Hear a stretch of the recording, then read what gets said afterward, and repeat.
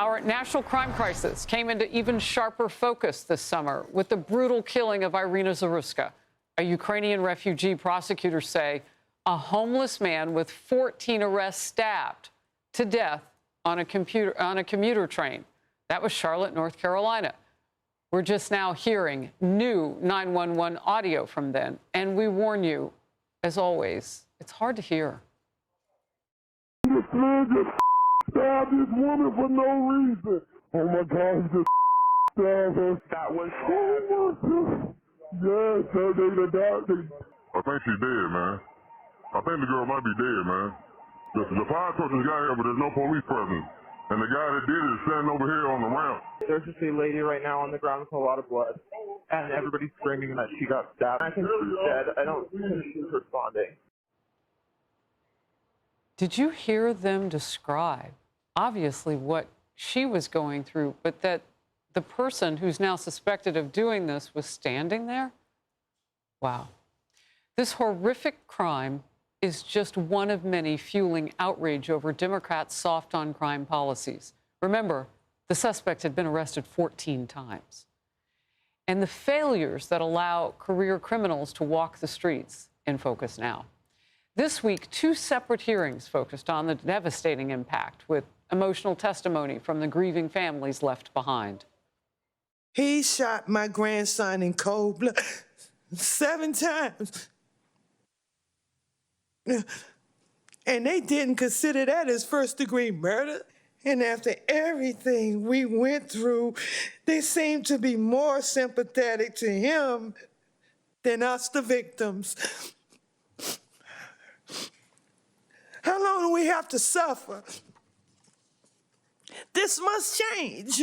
She was 5'3". She weighed 115 pounds. Bang! Dead. Gone. Why? Because Alexander Devontae Dickey, who was arrested 39 times, 25 felonies, was on the street. I will fight until my last breath for my daughter. Stop protecting the people that keep taking them from us. Please. Our rage should be like his, loud. President Trump has made crime and safety key priorities and sent in federal troops to several cities. The president says the National Guard is now in Portland, Oregon, after months of nightly protesting outside a city ICE facility, because you know they've been under threat. You know that there has been violence at our Immigration, Customs, and Enforcement facilities. Federal troops now deployed in Memphis, Tennessee, and they remain in Los Angeles as well after this summer's rioting and are still helping patrol in Washington, D.C. The operation in our nation's capital has so far yielded more than 1,000 people arrested. And despite that success, this is all we've been hearing from Democrats for months.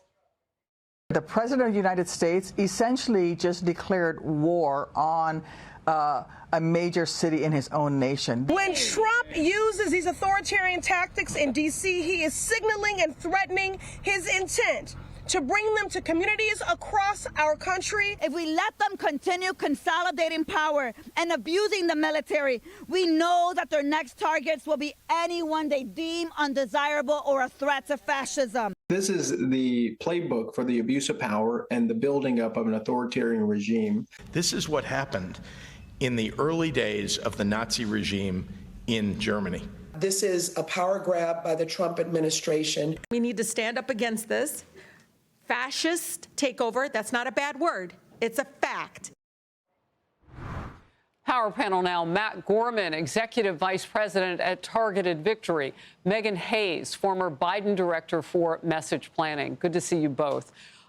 You know, you can't help but ask, if there is a pushback from the left, Megan, where is the Democrats' better idea to capture more criminals, put them behind bars, and protect the American people? So I think that there are 2 things at play. I think that there's the ICE raids and the immigration raids that are happening in cities, and then there's the National Guard. We know what you think and what you think the problem is. I'm asking, where is the better plan to make it safer for America. That is a huge issue, and it's going to continue to be through the midterms. So what's the policy change coming from the left? I don't disagree with you, and I think there needs to be policy changes. I mean, those parents' outrage is well placed. That is a huge problem. I just am not sure militarizing our cities with Marines or National Guard is solving the long-term problem. I think it solves a short-term problem and gives some reprieve to these cities, but I'm not sure it solves a long-term problem. And I don't want to conflate immigration raids and violence against ICE officials with actual crime that's happening in cities like Memphis. Those are very different things.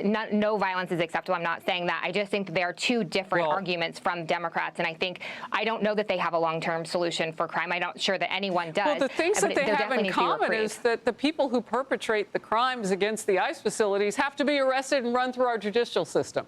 So they all end up going through the same place with some soft-on-crime policies to pat them on the back. I just want to know, when are Democrats going to advocate and present some change?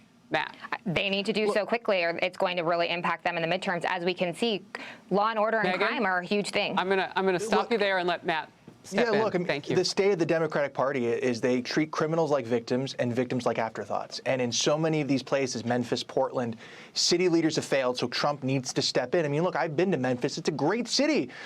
It's a vibrant downtown, but you go down that main strip, and to even enter the street, you have to go through metal detectors. I mean, to say it's a crime crisis, it absolutely is. And it's also the reality in so many of these cities. Portland, a couple of years ago, they had an autonomized zone over several city blocks. I mean, it's completely unacceptable.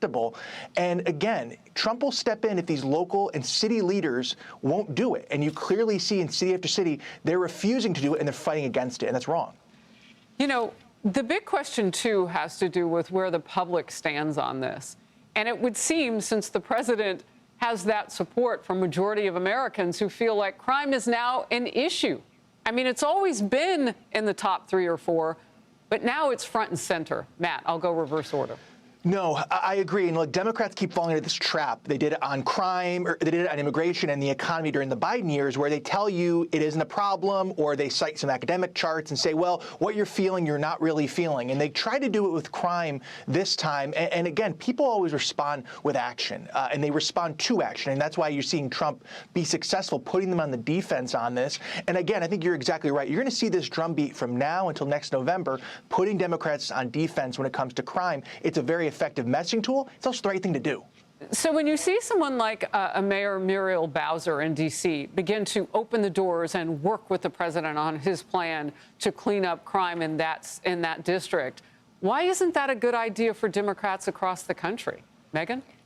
I think a lot of people don't want to see their streets being militarized, and I think there's a difference by hiring more police officers and training more police officers to patrol streets and fight crime and to change laws than it is to have military roaming our streets. So why haven't Democrats done that? That is a great question that I think the Democrats really need to take a hard look and figure out what they're going to do moving forward to the midterms. It's going to be an issue in the midterms that they're going to need to face.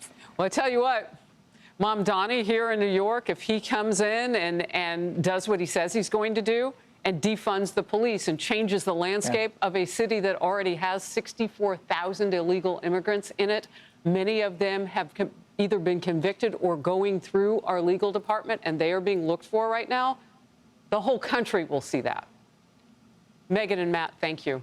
Hey everyone, I'm Emily Campagno. Catch me and my co-hosts Harris Faulkner and Kaylee McEnany on Outnumbered every weekday at 12 p.m. Eastern, or set your DVR. Also, don't forget to subscribe to the Fox News YouTube page for daily highlights.